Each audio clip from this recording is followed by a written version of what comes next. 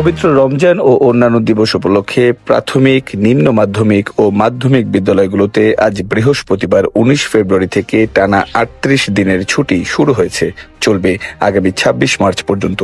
শিক্ষা মন্ত্রণালয় এবং প্রাথমিক ও গণশিক্ষা মন্ত্রণালয় বুধবার তাদের সংশোধিত ছুটির তালিকা প্রকাশ করেছে। সেই তালিকা থেকে এ তথ্য জানা গেছে। পূর্বের তালিকা অনুযায়ী ৮ মার্চ পর্যন্ত সরকারি প্রাথমিক ও মাধ্যমিক বিদ্যালয় খোলা রাখার সিদ্ধান্ত নিয়েছিল মন্ত্রণালয়। তবে ১৫ ফেব্রুয়ারি থেকে মাদ্রাসাগুলোতে এবং ১৮ ফেব্রুয়ারি থেকে কলেজে পবিত্র রমজানের ছুটির সিদ্ধান্ত ছিল।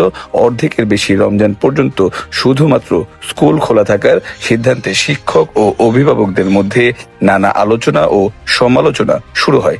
বিষয়টি আদালত পর্যন্ত গড়ায়। তবে নতুন সরকার শপথ নেয়ার ঠিক পরের দিনই দুই মন্ত্রণালয় সংশোধিত ছুটির তালিকা প্রকাশ করেছে।